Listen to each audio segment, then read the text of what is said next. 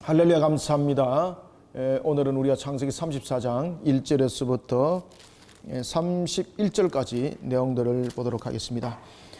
자, 이제 창세기 31장에 여러분들 보시면은 이 야곱의 가정에서 일어나면은 안 될 사건이 일어나게 되는데 그것이 바로 디나가 세겜에 의해서 그 몸이 더럽힘을 당하는 강간 장면이 이 속에 이제 등장하게 됩니다.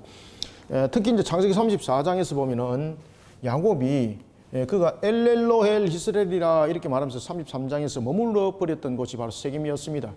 원래 그가 머물렀던 곳은 세겜이 아니었죠, 그죠? 원래 하나님께서는 그를 내가 너를 이끌어 가리라 라고 말씀하셨고, 그리고 하나님께서 야곱을 지키고 보호하시고 이끌어 가시고 그리고 모든 약속을 성취하셨다라는 측면에서 그의 신앙의 고백이 고백되어질 장소가 베델이었습니다. 그런데 야곱은 베델로 가지 않습니다. 세겜은 역사적 측면에서 보면은 또 중요한 곳이 될 수 있는 거죠.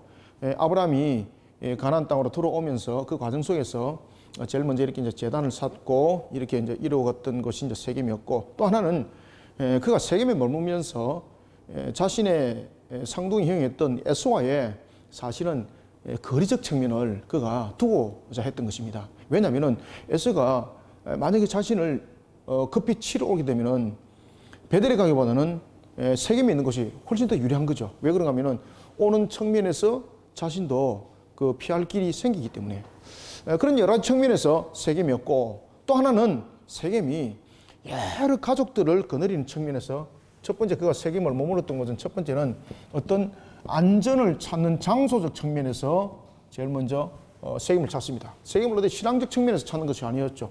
그 다음에 두 번째는 안전이었던 측면에서 그가 세겜을 정했다면은 이제는 두 번째는 자신의 여러 가지 안전적 측면과 안정적 측면과 번영을 함께 줄 수 있는 것. 다시 말하면은 자신의 그 삶에 대해서 하나의 번영을 줄 수 있는 장소가 된가 봤을 때 베델이 아니고 어디였더라? 세겜이었더라. 이렇게 보는 겁니다. 그 당시 이제 세겜은 여러 가지 부분에서 유리한 부분들이 있었습니다. 하나는 목축을 하는 데 있어서 유리함이 있었고, 두 번째는 여러 가지 부분에 대해서 공급함이 원활했습니다. 그리고 또한 이 세겜은 여러 족속들이 살 정도로 자신들에게 공급하는 것들이 풍부했죠, 그죠? 그래서 삶의 번영을 누릴 수 있는 장소가 자신이 볼 때는 세겜이었던 것이죠. 그러면서 그가 이곳에 정착을 하게 되는 겁니다. 정착을. 제가 오전에도 여러분들에게 말씀드렸던 것처럼 우리가 여러분 삶을 살아갈 때 제일 중요한 것은요, 항상 신앙이 제일 먼저 선택이 되어야 됩니다. 이것은 어떤 종교적 측면에서 너무 그렇게 말을 몰아가고 있지 않습니까? 라고 말하는데 절대 여러분들 안 그렇습니다. 그래서 우리가 만약에 여러분 기독교인이면은, 저는 항상 그렇게 이야기를 해요. 기독교인이면은 자신이 표를 받기 위해서 자신의 신앙을 마치 가정하에서 위장하는 것, 이거 하나님이 가증스럽게 봅니다.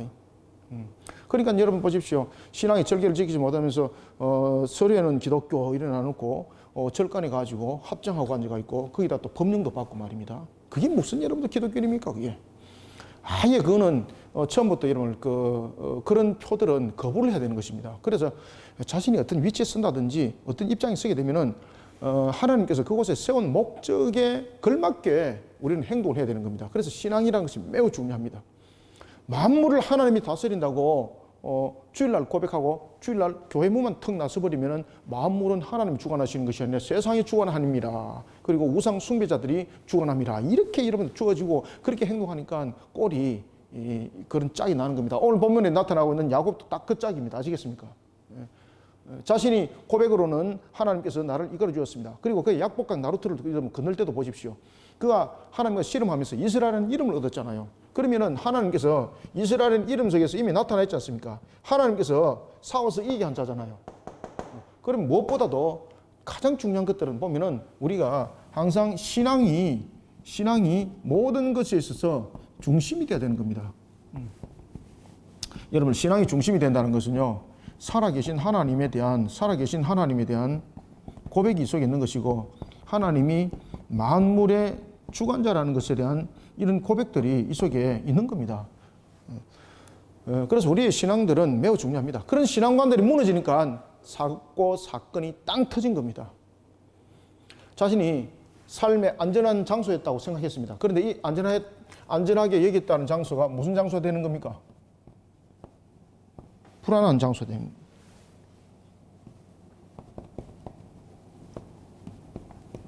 오히려 협박받죠. 누구에게? 화몰과 세겜에게 협박받습니다. 자신들이 안전하게 여겼던 장소가 오히려 불안한 장소가 됩니다. 그리고 자신들의 삶에 번영과 공급을 줄 곳이라고 했던 이곳에서 자신들은 무엇을 받습니까? 나중에 위협을 받습니다. 그렇죠? 이런 속에 그들이 놓여 있었습니다. 자신들은 안전한 장소였다고 생각하고 있었고, 그리고 삶의 번영을 생각하고 있었습니다. 그런 속에서 이들은 정착했습니다. 이렇게 이제 정착하면서 이런 정착 속에서 신앙의 중심이 이루어지질 않았습니다. 그죠? 신앙의 중심이 안 이루어졌습니다. 신앙의 중심이 안 이루어지니까 이 정착 속에서 무엇이 성립되는 겁니까? 이 속에서 타락한 문화와 함께하는 겁니다. 세겜의 문화와 함께하는 겁니다. 세겜의 문화, 세속의 문화. 이제는 여러분 좀 뭔가 아시겠습니까? 이런 부분들은 단순한 그 어떤 논리적 측면이 아닙니다. 이거는 전체적인 우리의 삶의 형틀의 모판입니다. 이거. 만약에 우리가 신앙적 측면에서 우리의 중심이 무너지면은 우리가 정착하고 있는 이곳 분명히 타락한 문화가 우리를 나중에 잡아먹게 됩니다. 나중에. 그러면 그 장소는 절대 불안한 장소가 되는 겁니다. 그리고 절대 위협적 장소가 되는 겁니다. 번영을 절대 못 누립니다. 다 뺏깁니다. 나중에. 안전한 장소가 아니고 나중에 무너지는 장소가 되는 겁니다. 오늘 본문에서 이제 그 이야기가 등장하는 겁니다. 그래서 하나님께서는 야곱에게 신앙 가운데 바로 세워주기 위해서 한 사건이 일어나게 되는데 그것이 바로 디나 사건이었습니다. 디나는 딸이었죠. 그죠? 그리고 이제 디나가 이때에 나이가 20살이 안 됐을 나이였습니다. 근데 호기심 굉장히 많잖아요. 그죠? 대체로 여러분을 보면 10대 말이란 20대 보면은 굉장히 호기심 많고, 또 반항적 그런 기질들이, 저도 그런 10대 말과 20대 굉장히 저는 이제 반항적 기질이 강했습니다. 저는 이제 20대 때는 이런 하나의 그 국가에 대한 어떤 존속적 측면에서의 그런 제도에 도전하면서 저는 살아왔거든요. 그러다 이제 30대가 되고, 이제 40대가 되고, 50대가 되고, 어느덧 이제 60대가 되어버렸어요. 세월이 여러분 이렇게 흘렀습니다. 세월이 얼마큼 여러분 유수하면은, 세월이 얼마큼 빠른가 하면은, 옛날 사람들이 이런 말씀을 하셨어요. 나이가 20살 때까지는 시간이 잘 안 간다. 그런데 30살 때까지 보면은 뭔가 모르게 시간이 부족한 것처럼 빨리 갈 것이다. 그런데 30대 이후에 40대 가면 신속하게 마치 바람처럼 시간이 지나갈 것이다. 와, 그 말이 맞더라고요. 그 말이 진짜 맞더라고요. 그래서 우리의 모든 환경들 속에서 가장 중요한 것들은, 이런 변화되는 환경 속에서 중요한 것들이 무엇인가 하면 신앙의 중심이 세워져야 됩니다.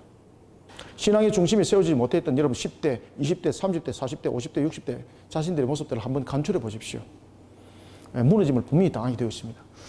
디나 사건, 굉장히 호기심이 많은 나이였습니다. 그때 디나가 정착한 문화 속에서 무슨 문화와 여러분 접촉했겠습니까? 타락한 문화와 접촉하는 거예요. 지금 여러분들 보면 우리나라에도 마찬가지고 전 세계적인 측면에서 가장 큰 문제가 무슨 문화인가 아십니까? 타락한 문화 속에 10대가 아주 전 세계적 측면에서 지금 골칫거리가 되어 있는 거예요, 지금. 모든 전 세계 통틀어서 가장 문화가 타락한 문화가 온 세계를 여러분 골병들게 병들게 지금 만들고 있습니다. 그래서 모든 세계의 10대들의 가장 큰 문제가 뭔가 하면요, 타락한 문화입니다. 타락한 문화. 적그리스도는 그렇게 일어나는 겁니다. 그래서 적그리스도는 예수님께서 이미 말씀하셨습니다. 이 여러분 말씀 잘 들어야 돼요. 적그리스도는 이미 예수님께서 말씀하셨습니다. 이미 그들은 와가 있다고. 요한계시록에서 말하는 적그리스도 두 짐승은요, 나중에 전체를 피라미드처럼 전체를 하나로 모읍니다. 여러분 아시겠습니까? 전체로 모아서 두 짐승이 전체의 이 적그리스도를 다스리게 되는 겁니다. 그래서 지금은 적그리스도가 세력화라는 것을 여러분 잘 아셔야 돼요. 그래서 적그리스도가 세력화는 이미 문화, 경제, 군사, 정치, 여러 다양한 측면에서 학문, 그리고 여러분 진화론 이런 거 다 적그리스도 세력 속에서 전부 다 만들어진 것 아닙니까? 전부 다 마귀 세력들이잖아요. 그래서 나중에 두 짐승이 이것을 총합적 측면에서 규합을 합니다. 그때가 언젠가 하면은 이제 우리가 임하는 이제 환란 시대 때가 곧 봉착하게 되는데, 그때 이제 두 짐승 세력들이 등장해서 전 세계를 휘어감으면서 우상화 속에 집어들게 되고 이런 사건들이 이제 터지는 겁니다. 여러분 아시겠습니까? 그래서 문화라는 것이 굉장히 중요합니다. 문화. 그런데 어떤 문화를 만들 것인가? 신앙이 중심이 돼서 그리스도 문화를 만들 것인가? 타락한 문화 속에 젖어들 것인가? 그죠? 이것도 굉장히 중요한 것이죠. 그래서 신앙의 중심이 항상 우리 모습 속에 안 세워지면 삶의 문화, 그 다음에 환경의 문화 모두 다 지배당하게 되어 있습니다. 그래서 신앙의 중심을 이루는 문화를 만드는 것이 굉장히 중요해요. 여러분들 아시겠습니까? 그 신앙의 중심이 안 서다 보니까 디나가 어떻게 됐습니까? 타락한 문화에 딱 접어들었잖아요. 타락한 문화. 그때의 타락한 문화가 세겜이었는데 이 세겜의 타락한 문화는 무엇이었습니까? 우상의 문화라니까요. 마귀의 문화. 이 속에 빠져들게 됐고 그리고 가정이 완전히 무너지는 단계에 이르게 되었습니다. 디나가 강간을 당하게 됩니다. 그리고 또한 디나가 그런 수치심에 당하게 됐을 때에 야곱의 11명의 아들들이 세겜의 그 세력들을 이길 수가 없었던 것입니다. 그러면서 그들이 만들었던 것이 있는데 그것은 뭔가 하면은 거짓말하는 것이었습니다. 하나님 이름을 망령되이 일컫는 큰 죄를 범하게 되는 겁니다. 거기에서 제일 앞장섰던 것이 누군가 하면은 바로 시몬과 레위였습니다. 그들은 하나님께서 언약 상징으로서 하나의 스티그마로서 남겨뒀던 이 할례를 그들은 복수를 하는 도구로 사용합니다. 복수의 도구. 그러면서 뭐라고 말하는가 하면은 우리는 한민족을 이루지 못하면은 결혼할 수 없느니라. 그런데 여러분 하나님께서는 이 할례는 복수의 흔적으로 한민족으로서 구성하는 하나의 조건이 아니었습니다. 할례는 한민족을 만드는 조건이 아닙니다.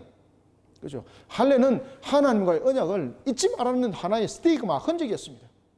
그런데 이들은 이것을 하나님의 이름을 망령되이 일컬으면서 하나님이 그렇게 명하지도 않았음에도 불구하고 하나님께서 그렇게 명한 것처럼 하나님의 이름으로 사람들을 속이는 제3계명에 대한 부분들이죠. 나중에 이제 모세 시대에 가면 그것이 이제 3계명으로 확실하게 하나님께서 조명해 주시죠.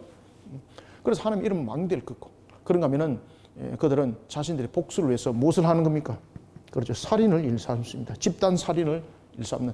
이 일로 인해서 르우벤은 나중에 장자로서의 간음에 대한 문제로서 그가 장자권을 이어받지 못하지만은 시몬과 레위는 그 다음에 차자로서의 그 장자권도 이 사건을 통해서 하나님으로부터 언약의 장자의 축복으로부터 멀어집니다. 그러면서 이제 언약의 장자가 누가 될까요? 네 번째 아들이었던 바로 누구였습니까? 유다가 나중에 언약의 장자가 되는 겁니다. 자, 보겠습니다. 자, 34장 봅시다. 자, 1절부터 보면서 또 추가 설명드리겠습니다. 자, 34장 1절. 레아가 야곱에게 낳은 딸 디나가. 자, 여러분들 레아는 당시에 몇 명의 자녀를 낳았죠? 이 사항들 굉장히 중요한 사항들입니다. 아시겠습니까? 이것은 여러분들이 저와 여러분들의 삶을 살아가는 데 있어서 이거는 모든 부분에 성경의 모든 부분에 이거 전부 다 적용 다 됩니다. 이 부분들. 그래서 여러분들 이 부분들은 굉장히 중요하게 여기셔야 됩니다. 자, 여러분 레아는 몇 명의 자녀를 낳았죠?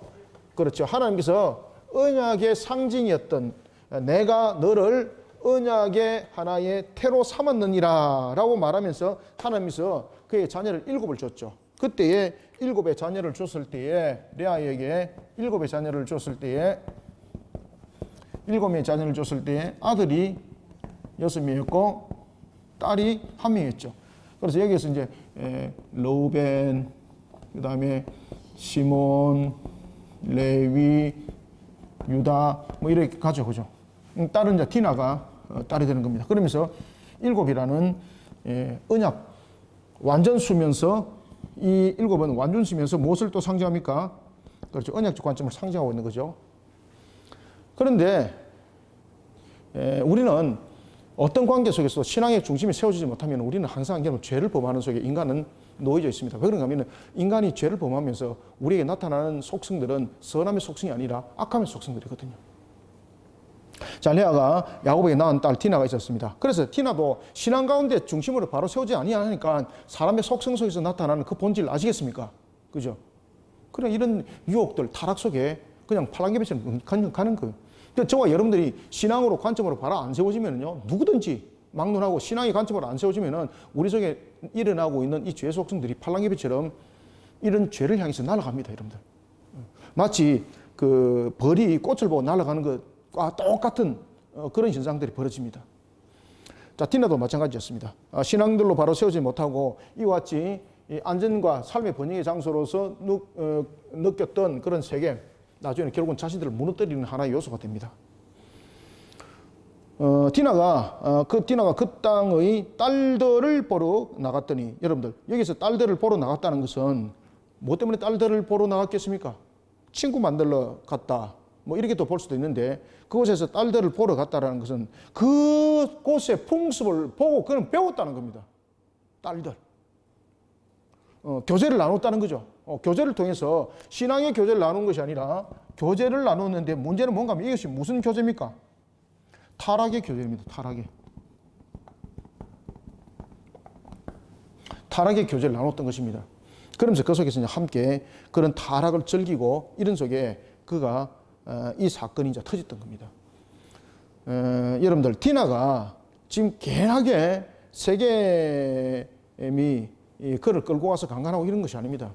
그 속에 그의 품도 그의 모습도 그 속에 타락이 함께 젖어들었기 때문에 그 속에 그 모습들이 응해진 겁니다. 아시겠습니까?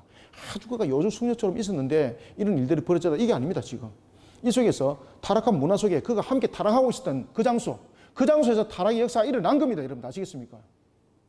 그래서 우리가 음란히 우리 속에 싹 트는 속에 함께하면 안 됩니다. 특히 여러분, 밤 문화, 하나님께서는 밤도 우리에게 허락하심이죠. 밤도 우리에게는 때로는 아름다움이었고 우리에게 쉼이었죠, 그죠? 그래서 하나님께서는 밤을 통해서 하늘의 별을 보면서 하나님의 창조의 아름다움도 보고, 그리고 우리에게는 쉼을 얻으라고 우리에게 또한 밤을 허락했죠, 그죠? 그런데 우리는 이 밤을 어떻게 했습니까? 타락한 문화 속에, 음주 가무 속에, 특히 밤이 해가 지고 나면은 나이트클럽이 막 설치고 술집이 설치고 그런 속에 여러분들 갔습니다. 그 속에서 무슨 문화 생깁니까? 그 속에서 여러분 선한 문화가 생겼던가요? 그 속에서 여러분 폭력이 생기고, 그 속에서 강간이 생기고, 그 속에서 음란 타락이 처음 다 생기는 거잖아요. 똑같습니다, 이게. 히위 족속 중 하몰의 아들 그 땅의 추장 세겜이 보고 끌어들여 강간하여 욕되게 하고. 그래서 여기서 보면은 오늘 본문에서 나타나고 있는 것, 우리가 신앙의 중심으로 세워지는 것이 얼마나 중요한 건지 아시겠죠, 그죠? 그리고 특히 우리가 밤 문화도 그리스도 문화로 만들어야 돼요, 여러분들요. 그래서 우리는 밤은 어떤 밤으로 만들어야 되는 겁니까? 밤은 우리는 기도하는 날로서, 기도하는 시간으로 만들어야 되는 거예요. 밤은 어떤 시간으로요? 더욱더 정숙한 모습으로 하나님의 말씀을 더욱더 연구하고 묵상하는 시간으로 우리는 밤 문화를 만들어야 되는 거예요. 하나님께서 우리에게 영의 양식을 더욱더 만들어가는 시간, 쉼을 얻으면서 더욱더 만들어가는 시간, 이러면서 밤을 허락해 하셨는데 우리는 이 밤을 타락한 것에 사용을 하더라는 거예요. 그러니까 영육간에 병들어서 그냥 끝장나는 겁니다. 그 마음이 3절, 그 마음이 깊이 야곱의 딸 디나에게 연연하며 그 소녀를 사랑하여 그의 마음을 말로 위로하고, 그의 아버지 하몰에게 청하여 이르되 이 소녀를 내 아내로 얻게 하여 주소서 하였더라. 야곱이 그 딸 디나를 그가 더럽혔다 함을 들었으나 자기 아들들이 들에서 목축함으로 그들이 돌아오기까지 잠잠하였고. 자, 여러분들, 여기서 야곱이 분명히 자기 신의 딸이 세겜 땅에서 하몰의 아들한테, 하몰의 아들 세겜, 그죠? 그 당시에는 이제 이름이 그 마을의 이름이었죠. 아들의 이름들이. 세겜에 의해서 여러분 몸을 더럽힘을 당했습니다. 그런데 야곱이 아무 말도 못합니다. 반론 제기도 못합니다. 왜 그렇습니까? 지금 여기서 야곱이 잠잠했다라는 것은 어떤 신앙 가운데서 그가 지금 이 문제를 다루고 있는 것이 아니라 지금 자신이 이 속에서 반발을 하고 이래 되면은 자신의 아들들이 전부 다 들로 다 나간 거잖아요. 그러면 자신의 신변의 보호적 측면에서의 역할, 그 다음에 세력을 규합할 수 있는 여건들은 아무것도 없어요. 그러면 자신이 반발한 만큼 자신한테는 손해가 되게 되는 거죠. 반발한 만큼 심지어 자신의 생명도 잃을 수가 있는 것이죠. 그러니까 쉽게 말하면 여기서 잠잠했다는 것은 뭔가 하면요, 힘의 균형적 측면에서, 힘의 균형적 측면에 굴복했단 말입니다. 그러니까 잠잠한 거예요, 이게. 힘의 균형적 측면. 그러면 이럴수록 야곱은 더욱더 신앙 가운데 자신의 모습을 회개하고 왜 이런 일들이 터지는가를 다시 한 번 더 돌이켜보면서 하나님께 물어보는 그런 신앙이 무릎이 되지 못합니다. 그런 기도하는 무릎이 되지 못합니다. 힘에 대한 균형 속에서 자신을 잠잠히 좀 두는 거예요. 자, 그리고 나서 6절. 세겜의 아버지 하몰은 야곱에게 말하러 왔습니다. 그때 이제 야곱의 아들들이 왔습니다. 이때 하몰이 여러분 뭐라고 말합니까? 특히 여러분들 보시면은 지금 세겜이, 그리고 하몰이 지금 그 딸 디나를 강간을 하였습니다. 그러면서 청혼을 하게 됩니다. 이 장면 속에서 어떤 관계가 여러분 성립이 되는가 하면은 바로 힘의 원리에서 지금 세겜의 그 주류 세력이었던 하몰과 세겜이 야곱과 그 아들들에게 쉽게 말하면 지금 협박하는 겁니다. 협박. 지금 디나의 사건이 터졌습니다. 그러면은 분명히 하몰이 와서 세겜이었죠, 그죠? 아들 세겜. 분명히 하몰이 와서 이 부분에 대해서 정중하게 사과를 하고 그 다음에 이 문제를 해결해야 됩니다. 법적으로, 그죠? 법적으로 해결해야 됩니다. 어떻게 해결해야 됩니까? 성경에서 보면은 이 부분들이 나중에 모세오경 속에서 보면은 레위기에 이제 그런 부분들이 이제 등장하는데 그런 부분들은 그때만 있었던 것이 아니라 이미 그 이전에도 이런 부분들은 이미 여러 부분에서 조명이 되어져 있었습니다. 그리고 특히 모세 때는 그것을 하나의 그 자신들이 알고 있었던 것을 더욱더 조명하여서 하나님께 확실하게 비춰줬던 것이 10계명과 613가지의 법도와 규례입니다.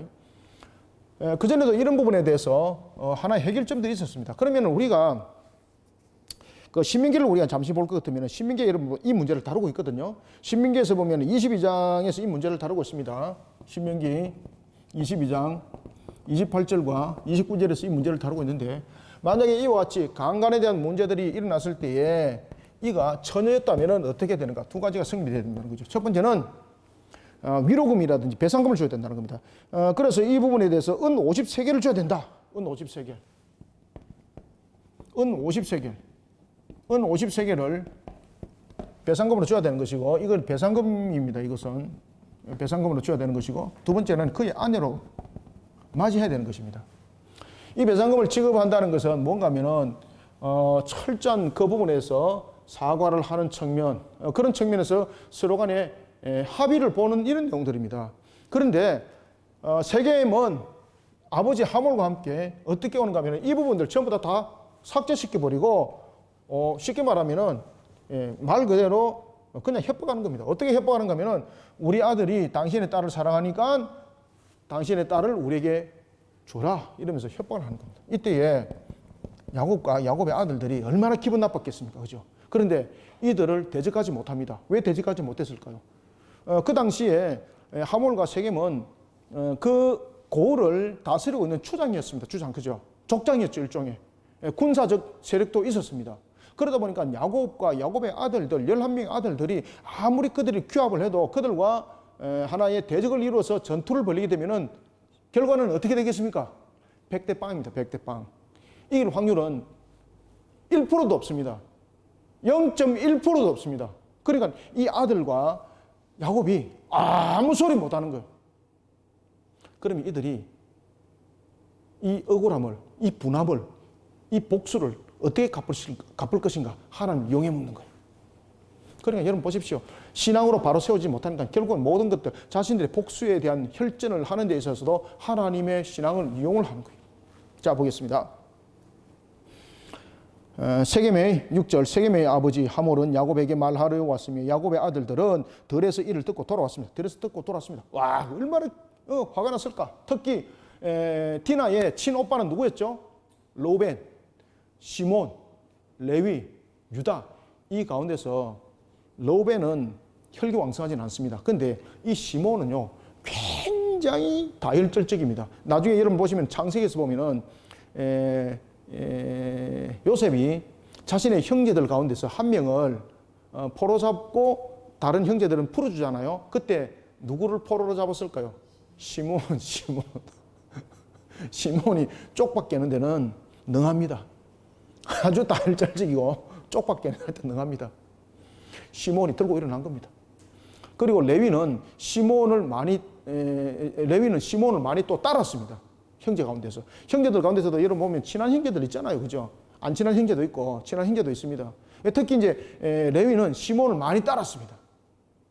그러니까 둘이가 이제 규합을 하는 거예요. 이제. 자, 보겠습니다. 부끄러운 일을 당했습니다. 8절 하몰이 그들에게 이르되 내 아들 세겜이 마음으로 너희 딸을 연연하여 하니 원하건대 그를 세겜에게 주어 아내로 삼겨라. 자, 절차가 이렇게 되면 안 되죠. 앞에도 제가 말씀드렸던 것처럼 정말로 이 문제를 해결하려면 이 두 가지 문제가 성립이 되면서 서로 간에 화해의 무드를 가야 되는 것이죠. 근데 여기서는 협박하는 겁니다. 협박. 그러니까 11 아들이 얼마나 분했겠습니까? 그죠? 얼마나 분했겠습니까? 아무 말 못하는 거예요. 그런데 자 9절 너희가 우리와 통혼하여 너희 딸을 우리에게 주며 우리 딸을 너희가 데리고 가고 10절 너희가 우리와 함께 거주하되 땅이 너희 앞에 있으니 여기 머물러 매매하며 여기서 기업을 얻으라 하고. 자 여기서 이제 여러분 뭔가 하면요 이런 혼인관계를 통해서 서로 간에 하나를 만들고 지금 여기서 말하는 이야기는 뭔가 하면 하몰이 이 자신의 아들에 대한 부분들을 통해서 디나를 자신의 며느리로 삼기를 원하잖아요. 이 순수한 의미가 아닙니다. 이 속에서 우리의 딸을 너희들의 아내로 취하고 그리고 너희 딸들을 우리의 아들들이 취하고 라는 것을 통해서 무슨 관계를 맺는가 하면 추종관계를 맺는 겁니다. 지금 그 속에서 야곱의 그 모든 관계에 있는 그 종들과 그 재산들을 자신들이 다 흡수하겠다는 겁니다. 지금 아시겠습니까? 쉽게 말하면 흡수 통합시킨다는 겁니다. 이게 그게 너희들은 따라와 이거죠. 따라와 이거죠. 자 11절 세겜도 디나의 아버지와 그의 남자 형제들에게 이르되 나도 너희에게 은혜를 입게 하라. 너희가 내게 말하는 것은 내가 다 주리니. 여러분들 여기서 다 준다는 것은 이게 말 순서가 지금 잘못된 것이지 않습니까? 그러니까 복종을 하게 되면 얻을 것이고 복종하지 못하면 얻지 못하는 것이다 라는 것이죠. 지금 이 속에서는 12절 이 소년만 내게 주어 아내가 되게 하라. 아무리 큰 혼수와 예물을 청할지라도 너희가 내게 말한 대로 주리라. 이때에 야곱의 아들들이 무엇을 원합니까? 복수를 원하는 거예요. 복수를. 13절 야곱의 아들들이 세겜과 그의 아버지 하몰에게 속여 대답하였으니 이는 세겜이 그 누이 디나를 더럽혔습니다. 그러면서 이제 어떻게 속였는지 14절에서 이야기를 하는 거예요. 하나님 이름 이제 망령되어 일컫는 이 사건이 이제 여기서 터지는 겁니다. 자 14절 야곱의 아들들이 그에게 말하되 우리는 그러하지 못하겠노라. 그러니까 이게 혼례적 측면에서 물질이 문제가 아니라는 거죠. 그러면 혼례를 행하려면은 제일 먼저 무엇이 성립되어야 된다는 것입니까? 하나의 민족의 형성 절차가 있다는 겁니다. 그러면서 무엇을 말하고 있는가 하면은 우리는 이런 부분들이 중요하지 않다. 우리는 혼례를 하게 되면은 다른 혈통 속에서 우리가 혼례를 하게 되면 이거는 우리가 신에 대한 문제가 생긴다. 그렇기 때문에 무엇보다 중요한 것은 한민족을 만들어서 혼례를 하게 되면 신도 노하지 않고 그 가정도 번영하여질 것이고 안익을 얻을 것이다. 얼마나 좋아요, 뜻은. 그래서 이들은 혼례 조건을 한민족으로 혼례 조건을 제시를 합니다. 한민족. 그러면서 한민족이라는 것을 혼례 조건으로 제시를 하면서 이것을 할례로 끌어당기는 겁니다. 할례를. 이미 시몬과 레위는 특히 시몬은 이 부분에서 가장 작당을 한 사람이 누굽니까? 시몬입니다. 시몬. 할례라는 것은 이런 이제 남성의 이제 성기의 표피를 이렇게 베는 건데 첫날에는 그 고통이 크게 덜하질 않아요. 그런데 이것이 둘째 날, 셋째 날 되면 이것이 베어져 버린 살이 곪죠. 그러면은 이 속에서 살이 곪아서 문제점들이 일어납니다. 그러면은 그 육신이 감당을 못하는 거예요. 육신이 사지를 바르게 쓸 수가 없는 거예요. 딱 그것을 딱 노린 거예요. 야곱의 아들들이 14절 그들에게 말하되 우리는 그러하지 못하겠노라. 할례 받지 아니한 사람에게 우리 너희를 줄 수 없노니 이는 우리의 수치가 됨이라. 이게 무슨 뜻입니까?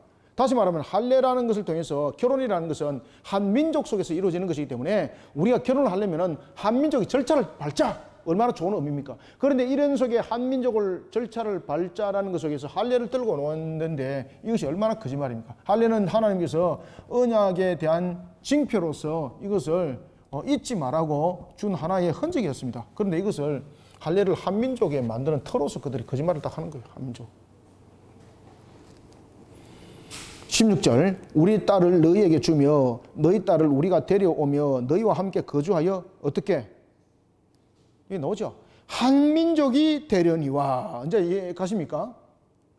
그래서 이들은 할례를 하나를 만드는 도구로서 원래 하나님의 본래의 목적, 언약에 관한 부분들을 내세우지 않습니다. 하나님이 왕이 되고 이스라엘이 하나님의 백성이 되는 그러한 것으로 말하지 아니하고 하나님의 이름을 망령될 것입니다. 그죠? 하나님의 이름. 이 속에서 이제 하나님의 이름을 망령될 것입니다.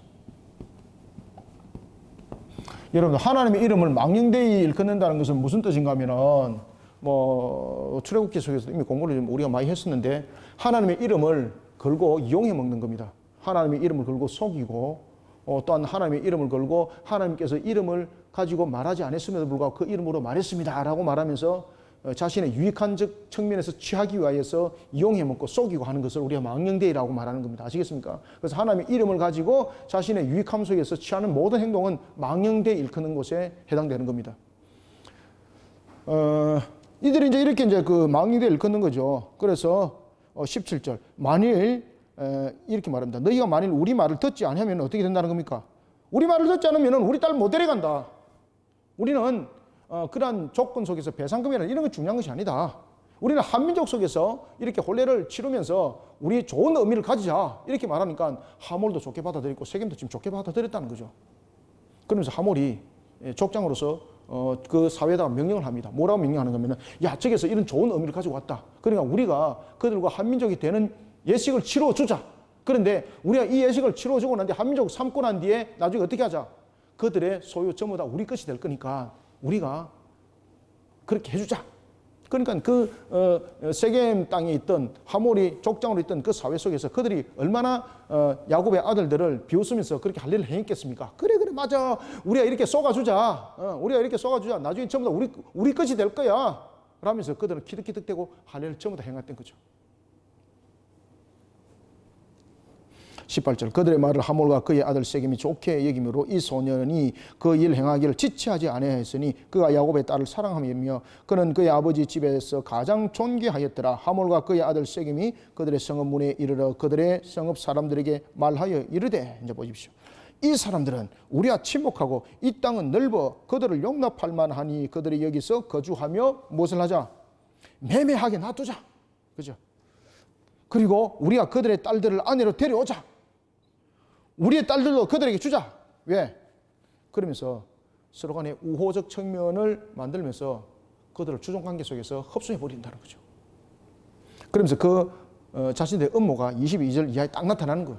그죠? 그들이 할례를 행하는 그러한 이유 목적, 그 다음에 그들이 할례를 행하면서 또한 그들의 딸들을 취하고 자신의 딸들을 취하도록 만드는 목적이 무엇인가? 22절에 나타나죠. 그러나 우리 중의 모든 남자가 그들이 할례를 받음 같이 할례를 받아야 그들이 우리와 함께 거주하며 한민족이 되기를 허락할 것이다. 그래야만이 그들이 쏠 것이다 이 말입니다. 그러면 이제 어떻게 할 것인가? 23절로 보십시오. 그러면 그들의 가축과 재산과 그들의 모든 짐승이 우리의 소유가 되지 않겠느냐? 이제 아시겠죠? 그러니까 이들이 할례를 행하면서 얼마나 여러분 키득키득거렸겠습니까? 야, 이놈들 우리가 자신들과 같이 한민족을 이러는 줄 아는데 이제 이놈들이 이제 쏠 것이다. 그래 우리가 조금만 이 고통을 참고 우리가 할례 행하면서 하자. 그러니까 전부 다 할례를 다 행한 겁니다. 전부 다. 24절 성문으로 출입하는 모든 자가 하몰과 그의 아들 세겜의 말을 듣고 성문으로 출입하는 그 모든 남자가 할례를 받으니라. 여러분들 고대 사회 속에서 성문은 굉장히 중요하죠. 고대 사회 속에서 성문은 어떤 자리입니까? 성문은 지도자가 그 성읍에 있는 사람들을 재판하고 다스리는 자리입니다. 그런가 또 하나는 그 성문은 굉장히 우상숭배적 측면에서 굉장히 중요한 그런 위치에 또한 있는 것이죠. 모든 사람들이 할례를 받았더라. 제3일이 되었습니다. 앞에도 말씀드렸던 것처럼 제3일이 고통이 제일 심할 때인 거죠. 그래서 사지를 제대로 쓸 수 없을 때 그때를 시몬과 그 형제들은 알고 있었던 거죠. 자, 25절 제3일에 아직 그들이 아파할 때에 그죠? 가장 고통이 심하여서 육신이 제대로 움직이지 못할 때가 바로 그때였습니다. 3일 때. 야곱의 두 아들. 여기서 야곱의 두 아들은 누굽니까? 그렇죠. 이제 아시겠죠? 그죠? 시몬과 레위입니다. 레위. 여기서 이 작전을 펼친 사람은 누군가 하면 시몬입니다. 시몬. 레위는 시몬을 잘 따르는 형제 중에서 형을 제일 잘 따르는 사람이 레위였습니다. 그래서 둘이 참 친했습니다. 그래서 두 아들이 등장하는 겁니다. 주동하는 거죠. 제3일 아직 그들이 아파할 때에 야곱의 두 아들 디나의 오라버니 시몬과 레위가 각기 칼을 가지고 가서 몰래 그 성읍을 기습하여 그 모든 남자를 죽이고. 자, 여러분들 여기서 시몬과 레위만이 이 일들을 했다는 것이 아닙니다. 지금 여기서 여러분들 잘못 알고 착각하게 되면은 시몬과 레위가 전부 다 그 일들을 거행했고 그 둘이가 성읍을 그냥 휩쓸었다 보시면은 이거는 잘못된 것입니다. 여기서 말하는 것은 뭔가 하면 그 둘이가 주동이 됐다는 겁니다. 주동. 거기가 주동자라, 주동자. 주동자라 이 말입니다. 주동자. 이 두 아들이. 그리고 다른 아들들은 거기서 따라온 거죠. 따라온 거죠. 이들은 다른 형제들보다 달리 이 세겜성의 사람들의 할례를 다른 형제들은 반대를 했다고 보시면 됩니다. 이런 부분에서 보복적 측면에서 이 도구를 사용하면 안 된다라는 측면에서 다른 형제들은 반대를 했습니다. 그런데 시몬이 워낙 강하게 들고 놓은 겁니다. 시몬이 워낙 강하게 들고 놓고 그 다음에 레위가 따라왔는데 그 후에는 르우벤은 어떻게 했을까요? 르우벤은 좀 우유부단한 성격을 가지고 있습니다. 알겠습니까? 형으로서의 그런 결정력들이 없는 겁니다. 그러니까 지금 르우벤 다음에는 시몬이잖아요. 그러면 그 형제들이 다 따라올 수밖에 없는 거예요. 처음부터 이미 계획되어 있었던 것들. 시몬과 레위는 하나님의 이름을 이 속에서 망령되이 일컫는 데 있어서 자신들은 하나의 주동자의 역할을 하게 되었던 것이고, 그리고 또 이런 사건들을 통해서 이제 나중에 창세기에서 보면은 하나님께서 그 후손들을 축복할 때 이런 부분들이 전부 다 가미가 되는 겁니다. 전부 다. 기습을 했습니다. 그리고 모든 남자를 죽였다. 야, 여러분들 아무리 이런 원수 관계에 있더라도 모든 사람은 여러분 하나님 형상입니다. 이방인도 하나님 형상이에요. 우리는 어떤 사람들도 우리 스스로 우리의 손으로 우리의 어떤 감정으로 죽일 수 있는 권리와 권한은 없습니다. 만약에 살인사건이 있다면 하나님께서는 법이라는 제도를 두어서 그 법 제도 속에서 집행을 하도록 했습니다. 그렇게 해서 나중에 예를 보시면은 무슨 성이 만들어지는 겁니까? 도피성이 만들어지게 되는 거죠. 그 도피성에도 보면은 살인이라는 부분들은 고의적 살인과 그리고 또한 고의적이 아니한 그러한 하나의 그 자신이 어떤 불의에 대한 어떤 사고로 인해서 살인하는 경우도 있죠, 그죠? 그런 경우는 도피성에서 그럼에도 불구하고 사람을 죽였던 부분에서는 죄값을 지불을 해야 된다는 겁니다. 제사장이 살아있는 동안에는 고의적이지 아니한 살인이라 할지라도 그 속에서 그 성읍의 제사장이 살아있을 동안은 그 성읍을 도피성에서 나올 수 없는 거예요. 그 도피성에서 나오게 되면은 그에게는 죄값이 다시 돌아가는 거예요. 죽음으로. 아시겠죠? 그죠? 이런 부분에 대해서 하나님은 이 하나님의 형상이라는 부분들, 이 생명이라는 부분은 오직 그 존재에 관한 부분들에 대해서 살리고 죽고는 하나님의 손에 있는 거예요. 그런데 이들은 이런 부분에서 자신들이 집행자가 된 겁니다. 그러니까 하나님 위에 이제 올라와 버린 거예요. 하나님 위에. 집행자 됐습니다. 제3일 칼을 가지고 그 세겜에 있는 성읍에 있는 모든 사람들을 죽여버렸습니다. 그때 주동자가 누군가 하면은 야곱의 두 아들이었습니다. 시몬과 레위. 그리고 다른 형제들이 그에 이제 함께 따라올 수밖에 없는 위치 속에서 그 일들을 함께 했던 거죠. 26절. 칼로 하몰과 그의 아들 세겜까지 죽여버렸습니다. 자, 여기서 이제 사건이 크게 터진 거죠. 자, 이래 되면은 여러분들 이 가나안 땅에 세겜 족속이 하몰과 세겜만이 있었겠습니까? 그들도 친족들이 또 있는 거죠. 그리고 또한 그들의 동맹 관계가 있는 그런 가나안 족속들이 있고 그 연결되어 있는 친족들도 있습니다.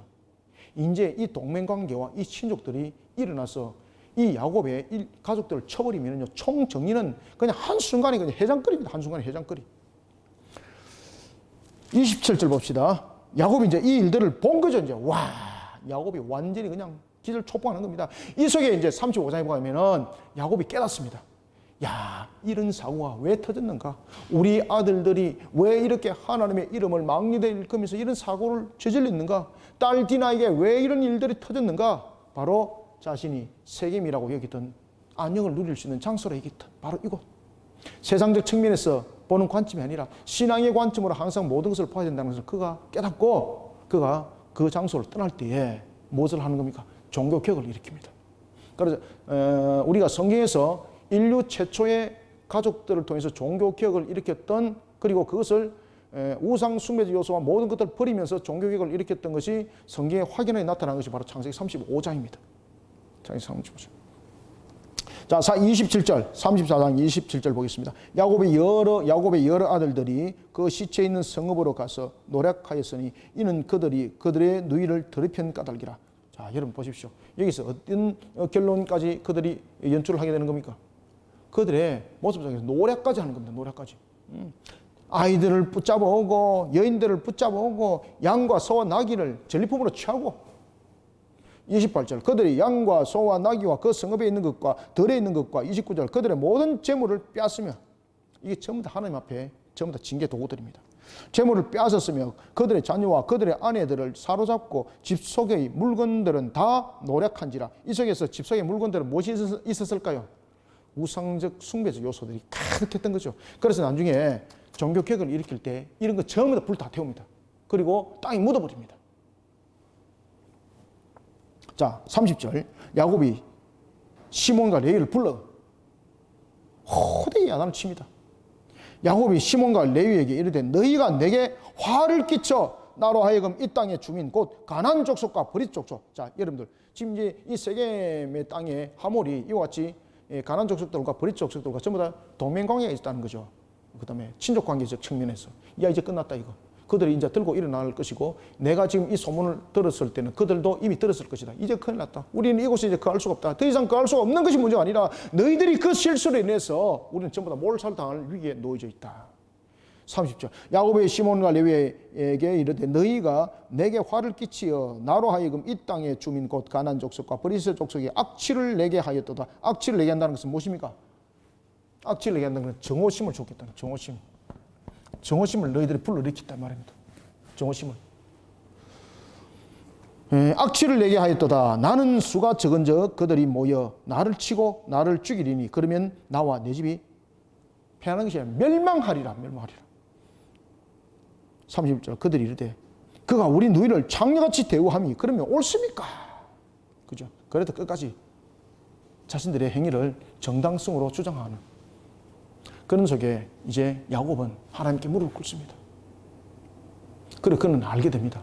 이런 부분에서 신앙 가운데 그 중심을 세워지지 못하니 내가 세상을 살아가면서 나의 관점 속에서 나의 안녕과 그리고 내가 볼 때 어디가 제일 번영할 수 있는가를 선택했을 때 하나님을 향한 신앙을 먼저 돌아보지 못하고 세상적 측면에서 선택한 것이 얼마나 큰 잘못을 저지르게 됐는가를 그는 알고 이제 자신이 그 속에서 취했던 것 전부 다 불태우고 땅에 묻어버리고 종교개혁을 일으키는 것이 바로 창세기 35장이 되겠습니다.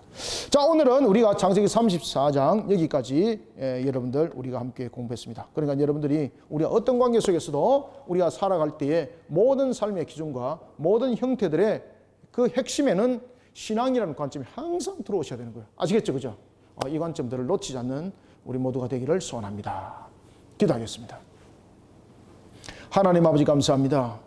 주님께서 오늘도 우리에게 은혜 담비를 부어주시고 창세기 강독을 통하여 우리로 하여금 신앙의 근본을 온전히 하나님께로 향한 신앙으로 세워나가는 것이 얼마나 중요한지를 우리에게 보게 하셨습니다. 때로는 우리가 세상을 살아가면서 자신의 유익함을 취하기 위하여 좌로나 우로나 치우치지만은 이것조차도 우리가 하나님의 관점이 아니고는 어떤 것도 취하면 곧 나를 무너뜨리는 것이라고 우리에게 다시 깨닫게 하심을 감사드립니다. 그런가 하면 또한 하나님의 이름을 망령되이 일컫는 일에 또한 자신이 복수의 하나의 틀을 가는 그런 모습들로 또다시 한 번 더 무너짐의 모습을 봅니다. 우리의 관점에는 언제든지 하나님이라는 그 관점 속에 여호와를 향한 신앙이 그 중심을 세워 흔들리지 아니하게 하여 주옵소서. 오늘도 주신 말씀 속에 우리가 온전히 잘 녹아들게 하여 주시고 주신 말씀으로 우리를 새롭게 하여 주시며 우리를 역동적으로 움직이게 하여 주옵소서. 하나님을 향한 신앙으로 역동적으로 움직이게 역사하여 주옵소서. 예수님 이름으로 기도드립나이다. 아멘.